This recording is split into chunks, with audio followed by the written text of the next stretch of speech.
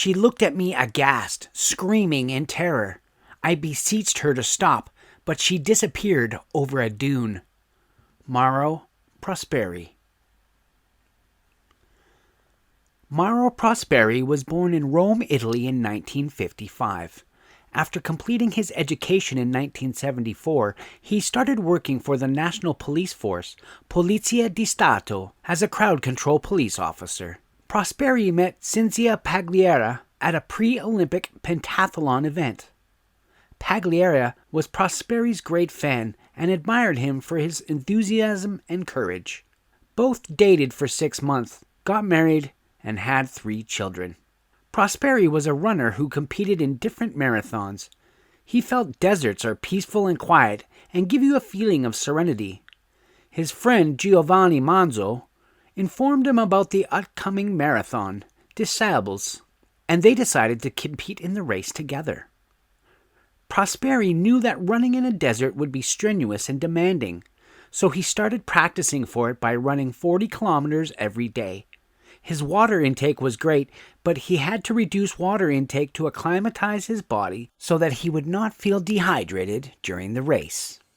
Cinzia Pagliara was worried about the competition and feared it might threaten his life, but Prosperi was committed. On April 10th, 1994, Prosperi and his friend Manzo and 8 other members set off for a marathon in Foum, Ziguid, Morocco. These first 3 days of the marathon went pretty well, and Prosperi covered over 96 kilometers with salt beds, rock surfaces, and dunes. The following day, once again, the running began.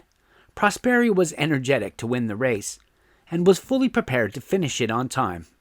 He had a bag full of necessities, including food, clothing, a sleeping bag, a compass, a portable stove, and an emergency kit. The marathon organizers supplied water, so he had a few bottles. On the 14th of April, the longest marathon started.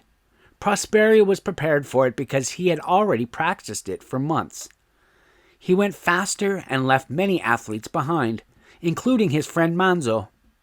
He was supposed to rank 4th in position on this speed, but the weather began to feel like an oven burning on his head. The temperature was 46 Celsius. For a person who came from Europe, the temperature was unbearable. The swirling wind at such high speed of 32 kilometers was burning his eyes. Though he kept running, it felt like the boiling sand would burn his feet. Suddenly, the stronger gusts of air began to blow through the dunes, making everything invisible. He wasn't able to see which direction he was running. He didn't want to stop, thinking the sandstorm would pass, but it continued for the next 8 hours. He lost all the other marathon members, but in fear of staying behind, he kept running for hours. It began to get darker as it was evening, and the winds began to surrender. Prosperi started running again, wanting to catch up with the other marathon members, but he realized he had lost the trail. His nose began to bleed because the sand grain went into his nose, and he felt like his throat was injured. Prosperi had no clue which direction to run, so he decided to stop and rest for a few hours. He laid under a bush with a towel on his face to prevent himself from inhaling sand. He woke up the next morning after drinking water and eating some snacks. He told himself that he would try his best to find the trail. He ran for the next 4 hours and tried to go as far as possible. Prosperi climbed the summit of a tall dune, but he couldn't find a single person. He also learned that last night's sandstorm hid all the trails that would help him find the right direction. He was exhausted and under depression as he knew that he wouldn't be able to get out of the desert because all he could see was sand everywhere. He drank most of the water and was left with very little. He was now taking a few sips after every few hours because he knew he won't be able to survive in such high temperatures without water. But this method triggered his dehydration levels. He began to recycle his fluids by urinating in his water bottle and drinking it. Prosperi needed help as he was feeling sick and low. For hours he waited for help until he saw a helicopter flying low in the area. It was the Moroccan police coming in the same direction. He thought the helicopter was there for him, so he tried to capture the pilot's attention by firing a small flare into the air, but failed to attract their attention. Disappointed, Prosperi knew that the chances of survival were meager. In search of shades and shelter, he walked for hours. He had a heat stroke. His face was all burned with bumps on his entire face, neck, and arms. Prosperi had a compass with him, but failed to find the direction to get out of the desert. It was only sand on the horizon for hundreds of kilometers. Finally, he saw a Muslim temple, Marabut Shrine, and ran towards it as fast as possible. It was a sign of life in the lap of a deadly desert, but when he came close, he found that the temple was abandoned years ago. In the abandoned temple laid a holy man in a coffin. It seemed like people stopped there to pray and then left the place. But it was a place of shelter for Prosperi. He thought people would come here to pray, and he would ask them for help. All the food and water were finished. He caught bats and drank their blood to survive. He cooked the bats and beetles on his portable stove. Due to severe dehydration and starvation, his health began to deteriorate. He was unable to stand on his feet.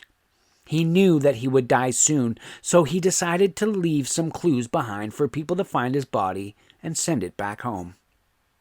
Prosperi took out a small Italian flag from his backpack and hung it on the top of the roof. The next day, a plane flew over the location. This time, Prosperi tried harder to attract their attention. He sent a signal SOS and lit a fire to create a smoke signal. But until the smoke began to spread, another sandstorm struck that lasted for 12 hours.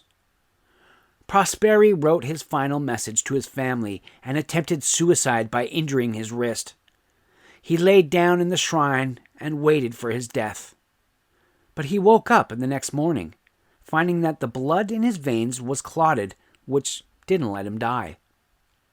This gave him new hope for life. He left the shrine and decided to travel only when it was evening and rest during the days. He would stay under shades, cliffs, and caves and ate plant roots, bird eggs, and beetles. After walking for days, he found a puddle of water in the mountains. He couldn't drink it due to the swelling in his throat and began vomiting. He laid behind the pond for hours until he saw a young Tuareg girl. He ran towards her, held her tightly, and begged her for help, but she got scared and ran away screaming. Later, she returned with her grandmother, who looked at the man lying on the ground in shock. He was transformed into a skeleton. She took him to a Berber tent for treatment. There, he was served mint tea and a cup of goat's milk. He ate food but threw up due to severe kidney and liver infections. Prosperi was immediately sent to Tindouf Hospital as his chances of survival were very short. He received treatment for the next 8 days in the hospital. After feeling better, he called his wife and told her he was alive. His wife was in shock and was already mourning him for the last 10 days. Prosperi stayed alive, but the deadly desert damaged his kidneys. In these 9 days, he lost 15 kilograms of weight and needed 16 liters to replenish his water loss. His liver was damaged, and he couldn't digest food for months. He had to live on a liquid diet for months. After several years, Prosperi's still taking medical treatment for kidneys and hasn't recovered completely. People believe it's a miracle that the person would come out of the desert alive. Prosperi's disappearance left the marathon administration in shock. They changed the race regulations of the marathon and ensured the participants' safety was improved in the future. After the incident, Prosperi has participated in the Marathon Disables 6 times. He has expressed love for the desert several times and warned the newcomers to be careful of the hardships in the desert. He believes that his experience in the desert has made him 10 times stronger and has opened new facts about life in the desert. Prosperi's return after 9 days shocked the world. He was celebrated widely as the man who returned from the dead and was named Robinson Crusoe of the Sahara. That's a wrap for today. Don't forget to smash the thumbs up, share, and subscribe to the channel to see our latest content.